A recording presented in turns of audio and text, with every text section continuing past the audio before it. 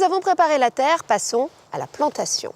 La règle, c'est de planter après les dernières gelées, pas avant le 15 mars pour les régions à climat doux, et à la floraison des lilas pour les autres. Surtout, ne vous précipitez pas, car il faut que la terre soit réchauffée en profondeur à environ 10 degrés. Et puis surtout, n'oubliez pas que les premiers rayons du soleil ne suffisent pas à réchauffer la terre. Chaque rangée doit être espacée entre 55 et 60 cm. Ok, pour les... La première? Sauf la première, on la décale, on la met un peu plus près du bord, tout à fait. Et maintenant, on peut planter les tubercules. Et comment on fait pour planter les tubercules? On les dispose tous les 30 à 40 cm. On plante toujours germe vers le haut. 10 cm de profondeur. Et on rebouche.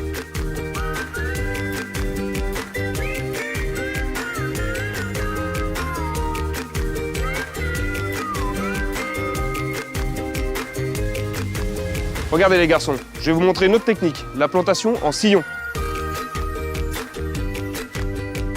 On dépose soigneusement les plants au fond des sillons à 10 cm de profondeur, germe vers le haut.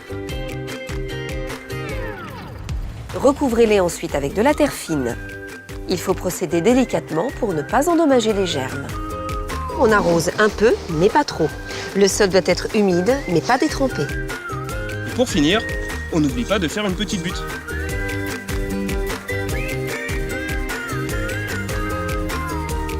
Si vous ne plantez pas vos plants germés tout de suite, les placez dans un local frais et bien éclairé et en dessous de 10 degrés, mais à l'abri du gel.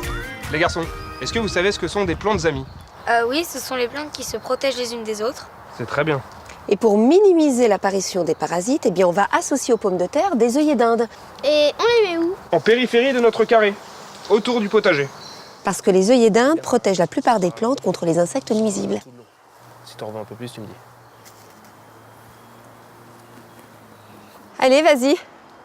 Allez les garçons. Allez, Pour terminer, on arrose. tout à fait. Dernier arrosage. Super. Eh bien franchement, bon travail les garçons. Bah ouais. Hein. Vous avez bien bossé.